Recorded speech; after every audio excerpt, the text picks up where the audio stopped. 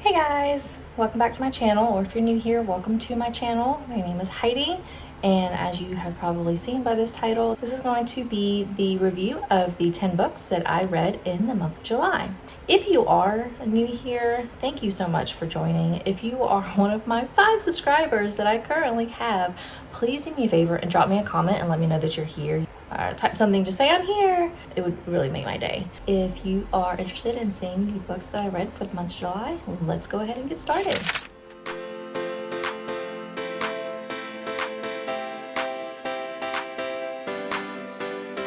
So for July, I have read a total of 10 books. The first book that I read was a book that has been around for a while. It is Agatha Christie's And Then There Were None. This book I thought was pretty good. I gave it a 4-star rating. I didn't know if I wanted to go back and make it into 3 stars because I didn't really enjoy the whodidit in the epilogue. It's basically about 10 strangers who get invited to an island, and shortly after arriving, they're all killed one by one, until at the end all 10 are dead, and so you don't find out until the epilogue who did it. Originally I wanted to read this because I love the TV show Psych that's no longer on the air, but they had a Psych type Clue episode which I really enjoyed. So overall it was a really good book, really fast paced. The second book that I read was The Redhead of Auschwitz. This is a non-fiction book. It is told by the granddaughter of a woman who went through Auschwitz, so it's retelling her story. This is the first Auschwitz book that I have ever read. Auschwitz books just naturally are very difficult to read just because of all of the horrible things that happened, but I was able to get through this book. I think primarily because it's broken up into 3 parts. Part 1 and Part 2 alternate between current day, their 1940s when they're in Auschwitz, and then it goes back in the 1930s before Auschwitz. So like every other chapter, it's back and forth. So it makes it very easy to get through, or not, I shouldn't say easy. You're able to get through it without feeling horrible, because when it's the Auschwitz piece, it's horrible what the woman went through, but then it would go back the very next chapter to more happier times. So it kind of broke up the sadness and the realization of what she was going through. So that was a good thing. And then Part 3 is just all their current day being in Auschwitz. So I'm gonna put up on the screen here kind of the timeline and where the story takes you. So she goes from Krasnia, and all of these words I'm going to butcher, so I'm sorry. But so she goes from Krasnia and then gets transferred to Klein Brickyard of Seal. She's then transferred to Auschwitz from the brickyard, and then from Auschwitz she goes to Bergen-Belsen, and then from Bergen-Belsen she goes to Dunderstadt ammunition factory, and then from there she goes to do her death march, and she marches to Theaterstadt, and from Theaterstadt it is where she is liberated. So you go through her journey into all those different locations and the horrors that she was exposed to and was involved in. So it was very emotional. Part 3 was very difficult to get through because it was so emotional. Probably one of the most emotional for me was when after she's liberated and she gets back home, and then she finds out all of her family members and all the different people that she knew that were killed in Auschwitz at the gas chamber. So that's very difficult. There was also an epilogue, and that was also kind of emotional to read. So Rosie, the main character, was liberated in May 8th of 1945, and then she ended up passing away in 2022 on May 8th. So she actually passed away 77 years after her liberation from Auschwitz. It was definitely a good read. It was a 5-star read. I would read another Auschwitz book again, but not anytime soon because I just mentally can't take it. The next book I read was Colleen Hoover's Heartbones. I don't even know how many Colleen Hoover books I have read at this point. It kind of follows suit with all her other books. This book is about a girl who goes to live with her father, who she does not have a relationship with after her mother passes away from ODing. She goes to live with him, going from high school to college, that summer break. So she goes there with no real intention of doing anything except for killing time until she can get to college. And while she's there, she meets a stepsister that she didn't know that she had, and then she meets this man who lives on the same little area that her dad lives and kind of sparks a little relationship with him. And so it's just that typical kind of Colleen Hoover book. It was really good. I read it in like a day, like most Colleen Hoover books. One of the things I did like about this book was the male character Samson. He had some kind of past that was being alluded to throughout the entire book, so it was interesting to try to put the pieces together and figure out what's going on with him. It was a really good book. It kept my attention. I will definitely be reading more Colleen Hoover books, and it was a 5-star for me.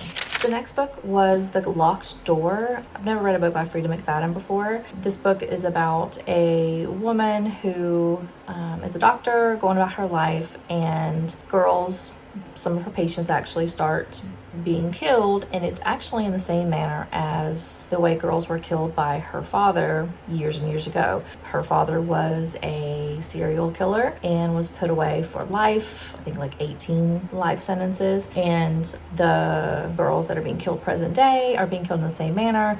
And so it's her trying to figure out who's doing it, what's happening, what's going on. The police kind of think it could be her, and so it's just the whodunit type book. I thought this was a 3-star book. I did enjoy the whodunit aspect. It was just like things were happening and then you're like, oh, I think it was that person, or oh, I think it was that person. So it did consistently keep you on your toes to figure out what was actually happening and who was doing it. The ending was where I knocked down. Originally I thought it was gonna be a 4-star book, and then at the end I knocked it down to 3-star because when the final reveal happens, I felt it was kind of rushed. I think the reasoning this person was killing these girls was explained in like a page, and that was it. It didn't really have a lot of, it was just like, this is what's happening and this is why I did it, and then the very next page it's like, oh, okay, they're in jail now. It was really fast. But overall I did like the book. Like I said, I thought the ending could be a little bit more suspenseful and happen a little bit longer and have more, what's going on type thing, but it was kind of like tension and then here it is,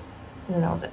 So yes, I think I have another one of her books downloaded on my Kindle. I'll probably end up reading that one to see if it's just her writing style that I don't like, or if it was just particularly the ending of this book. The next book is One of Us is Lying. This book was about, it started reminding me of The Breakfast Club originally. It's about these 5 teenagers who are in detention, and during that hour of detention, one of them dies. And so the whole book is trying to figure out what happened and who did it and that type of thing.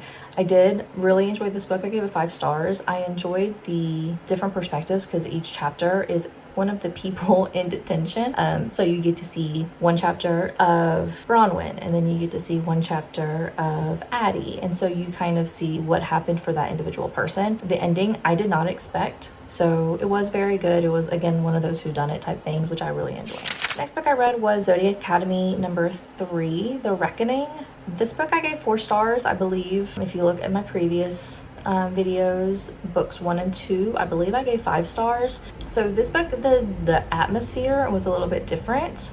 This one was, it was more, because originally books 1 and 2, the 2 main characters, Tori and Darcy, are being tormented and they're trying to get through school, and they just keep getting bullied and getting picked on by the rest of the student body. But in this book, book 3, the atmosphere changes, that they're much more welcome, it seems like. So it was a different type of book. I still really enjoyed it. The thing that I did not like was throughout all of the books so far, they've been talking about the girls getting to the reckoning and not being able to, are they gonna be able to pass it and all of that. So the build up to the reckoning was really, really strong. Like I was really looking forward to what this reckoning was. And then they got to it, and to me it was kind of a letdown. Like I didn't think it was very difficult or challenging or anything that was like, are they gonna do it? Are they gonna be able to pass? It was just kind of a letdown for that. So, but like this, I think there's like 6 or 7 books in the series. This book ended with a like cliffhanger. So I do plan on getting the next book just to see what happens. I probably will do maybe 1 book a month of the series, possibly, but we'll see. But overall, it was a good book, 4 stars. I'm really interested to see how the story progresses into the remaining books. The next book that I read was a book that I just happened to stumble upon when I was going to 2nd and Charles.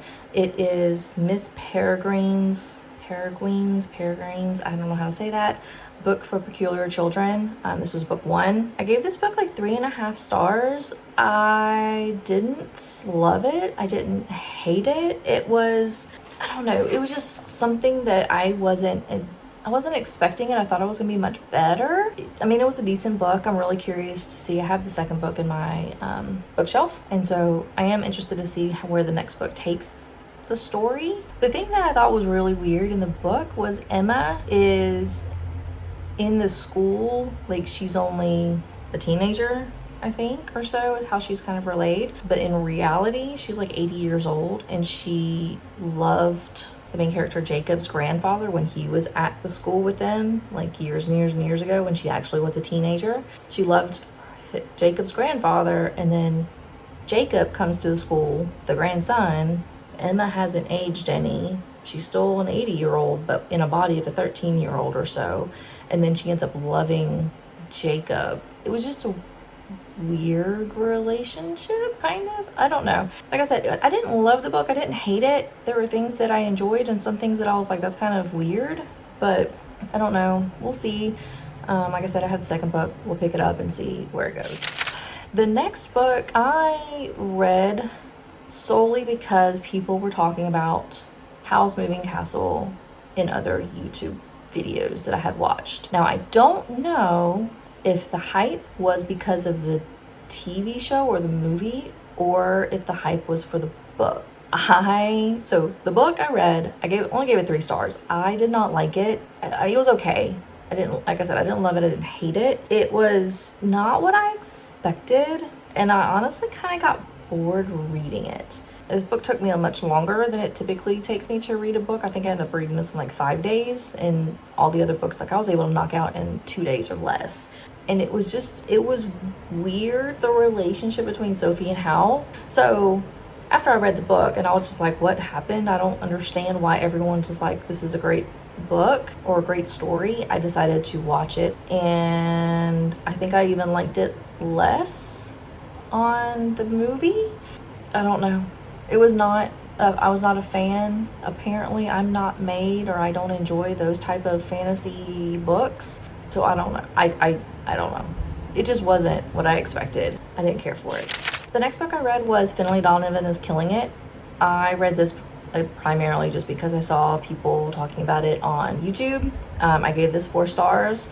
It was a book about a book writer who goes to, I think, Panera, actually. I love Panera. She goes to Panera to meet her manager and talk about, her next book that she's trying to, create.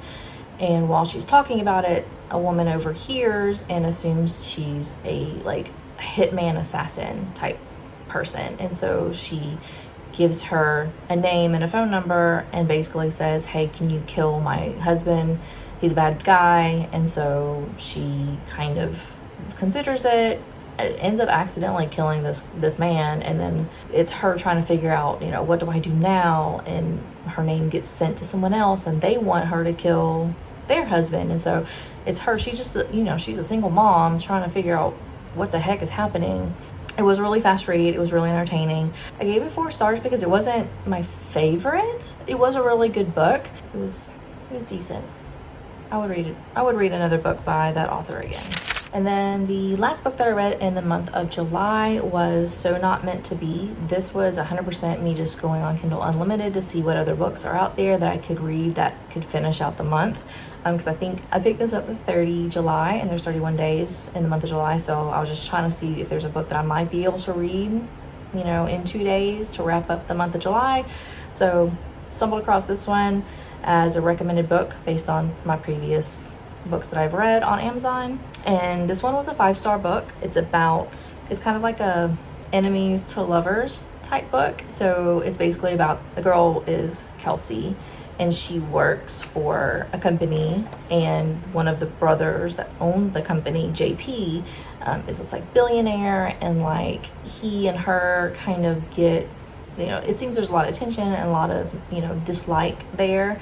They get sent to California to go to work together on this project, and they have to stay at the company penthouse.